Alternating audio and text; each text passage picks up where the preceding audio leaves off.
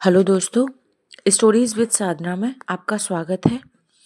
मैं आपको राम कहानी सुना रही हूँ जिसमें प्रभु राम और माँ सीता के आदर्शों और चरित्र का वर्णन है। तो शुरू करते हैं। दोस्तों, आप पिछली सभी वीडियोस को देखें। बहुत मन को शांति और सुकून मिलता है जब हम रामचरितमानस का गान सुनते हैं या उसका वर्णन सुनते हैं। शुरू करते हैं। यद्यपि प्रभु श्री रामचंद्र जी की प्रभुता को सब ऐसी अकथनीय ही जानते हैं, तथापि कहे बिना कोई नहीं रहा। इसमें वेद ने ऐसा कारण बताया है कि भजन का प्रभाव बहुत तरह से किया गया है।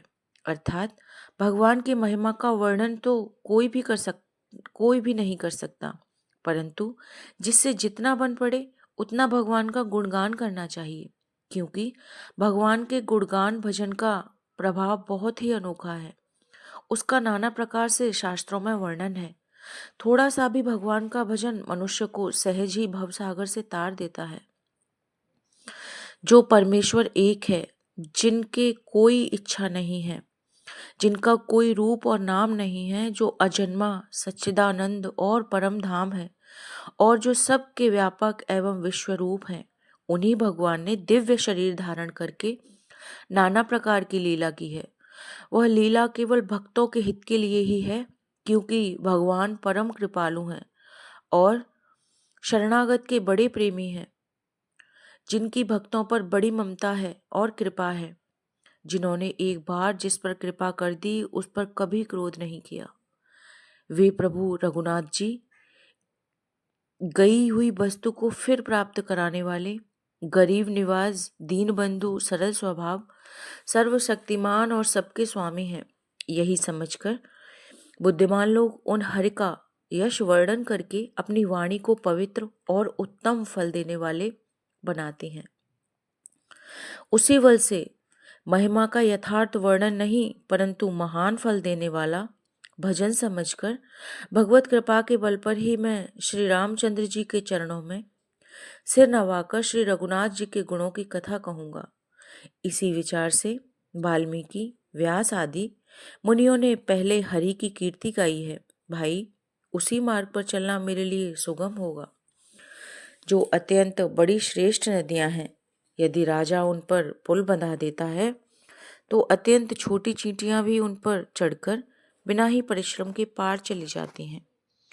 इसी प्रकार मुनियों के वर्णन के सहारे मैं भी श्री रामचंद्र का, उनके चरित्र का वर्णन सहज ही कर सकूंगा।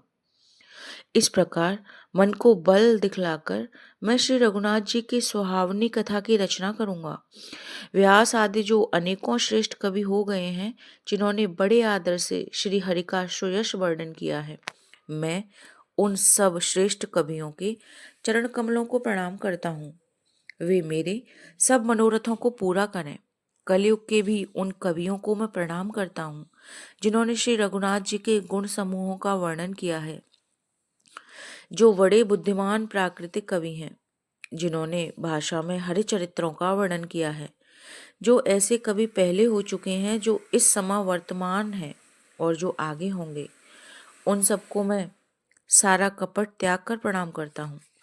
आप सब प्रसन्न होकर यह वरदान दीजिए कि साधु समाज में मेरी कविता का सम्मान हो, क्योंकि बुद्धिमान लोग जिस कविता का आदर नहीं करते, मूर्ख कवि ही उस रचना का व्यर्थ परिश्रम करते हैं। कीर्ति, कविता और संपत्ति वही उत्तम है जो गंगा जी की तरह सबका हित करने वाली हो। श्री रामचंद्र जी की कीर्ति तो बड़ी सुंदर, परंतु मेरी कविता भद्दी है। यह असमंजस्य है, इसी की मुझे चिंता है। परंतु हे कवियों, आपकी कृपा से यह बात मेरे लिए सुलभ हो सकती है। रेशम की सिलाई टाट पर भी सुहावनी लगती है।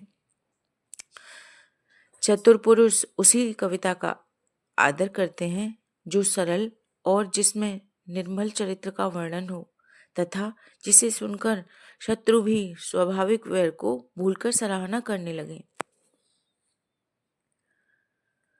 ऐसी कविता बिना निर्मल बुद्धि के होती नहीं, और मेरी बुद्धि का बल बहुत ही थोड़ा है, इसीलिए बार बार निहोरा करता हूँ, हे कवियों आप कृपा करें जिससे मैं हरि यश का वर्णन कर सकूं।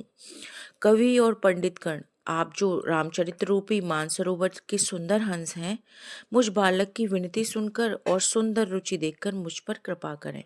मैं उन वाल्मीकि मुनि के चरण कमलों की वंदना करता हूँ जिन्होंने रामायण की रचना की है, जो राक्षस सहित होने पर भी कठोर से विपरीत बड़ी कोमल और सुंदर है, तथा जो दूषण राक्षस सहित होने पर भी दूषण अर्थात दोष से रहित है। मैं चारों वेदों की वंदना करता हूँ जो संसार समुद्र के पार होने के लिए जहाज के समान है, तथा जिन्हें श्री रघुनाथ जी का निर्मल यश वर्णन करते स्वप्न में भी देख थकावट नहीं होती। मैं ब्रह्मा जी के चरण रज की वंदना करता हूँ जिन्होंने भव सागर बनाया है, जहाँ से एक ओर संत रूपी अमृत, चंद्रमा और कामधेनु निकले और दूसरी ओर दुष्ट मनुष्य रूपी विष और मदिरा उत्पन्न हुए।